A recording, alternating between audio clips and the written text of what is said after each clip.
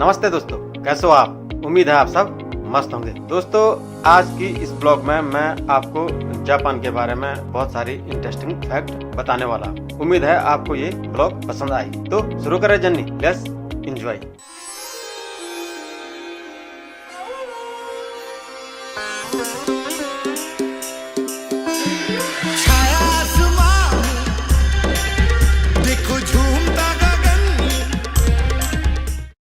Japan की अपनी विशिष्ट संस्कृति और अनूठी परंपराओं के लिए हमेशा लोकप्रिय रहा है, लेकिन कुछ जापानी आविष्कार इतने अजीबोगरीब हैं कि आपको देखने के बाद कुछ समझ ही नहीं आएगा कि ये इस तरह से क्यों और कैसे हैं। जापान एक अद्भुत देश है जो अपनी नई नई तकनीक और विचारों के साथ आगे बढ़ रहा है, लेकिन कुछ जापानी आविष्कार इतने अजीबोगरीब हैं कि आपको देखने के बाद कुछ समझ ही नहीं आएगा कि ये इस तरह से क्यों और कैसे हैं। लगभग हर चीज के लिए वेंडिंग मशीन और ऑक्टोपस फ्लेवर आइसक्रीम कैफे और न जाने किन किन चीजों से जापान ने दुनिया को आश्चर्य में डाला हुआ है। आज हम आपको जापान की कुछ ऐसी अजीबोगरीब चीजों के बारे में बताने वाले हैं। आपको भी बेहद मजा आने वाला है। जापान में कडल कैफे का बहुत बड़ा मार्केट है। जापान की तकनीक को देखकर ही आपको समझ आ जाता होगा कि वहाँ के लोग दिन रात कितनी मेहनत करते हैं।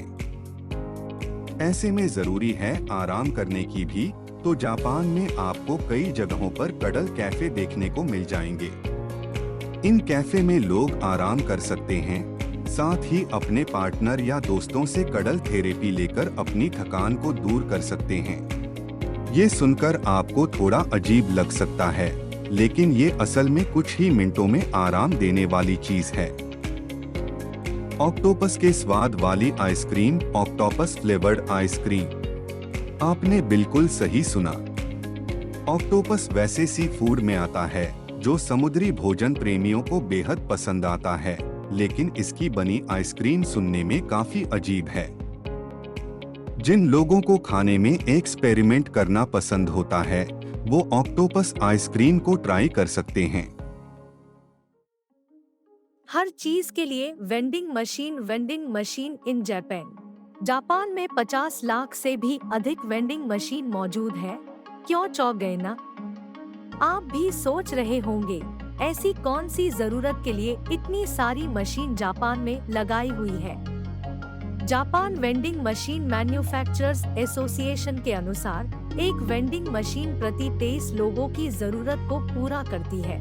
जापान की आबादी और यहाँ की संपत्ति की कीमतों की वजह से जापानी लोगों के पास उपभोक्ता वस्तुओं को स्टोर करने के लिए ज्यादा जगह नहीं है, जिसकी वजह से जापानी कंपनियों ने रिटेल स्टोर खोलने की बजाय वेंडिंग मशीन लगाई हुई है।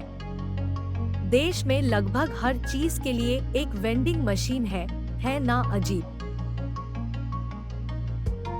काम पर सोना है कमिटमेंट की निशानी। Sleeping on the job is a sign of commitment. अधिकांश देशों में काम के दौरान सोना मतलब या तो आपको बॉस से डांट पड़ेगी या फिर कोई स्ट्रिक्ट एक्शन लिया जा सकता है।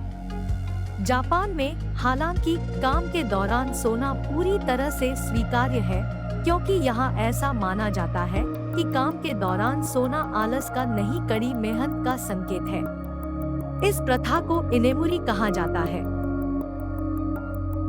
टेढ़े दांत है एक fashion statement. Crooked teeth are a fashion statement. Japan में हालांकि युवतियों में ये बात शाब्दिक रूप से डबल टूथ कैप का चलन बढ़ रहा है, जिसमें उनके दांत बीच में से टूटे हुए उबड़ खाबड़ अगर होंगे तो उन्हें बेहद खूबसूरत माना जाएगा। ऐसी अजीबोगरीब स्टाइल स्टेटमेंट लोगों के बीच बेहद लोकप्रिय बनती जा रही है और ये बेहद कॉस्टली भी है। बच्चे खुद करते हैं स्कूल की सफाई। Kids clean their own schools. Japan में अपनी कक्षा और स्कूल की सफाई करना उनकी स्कूली शिक्षा का एक हिस्सा है। ओसोजी नामक परंपरा के हिस्से के रूप में छात्र हर दिन अपनी कक्षाओं को साफ करने और अपने क्लासमेट को दोपहर का भोजन सर्व करने और यहाँ तक कि शौचालय साफ करने के लिए समय निकालते हैं। जापान पूर्वी एशिया का एक द्वीप राष्ट्र है। जो दुनिया के सबसे विशाल महासागर प्रशांत महासागर में बसा हुआ है। जानकारों के अनुसार जापान नाम का अर्थ सूरज के मूल से है और अक्सर लोग इसे उगते हुए सूरज की जमीन भी कहते हैं। दोस्तों नमस्ते, जापान व्लॉग की हमेशा से यही कोशिश रही है कि आपके लिए ज्यादा से ज्यादा अच्छी और इंटरेस्टिंग व्लॉग लाए।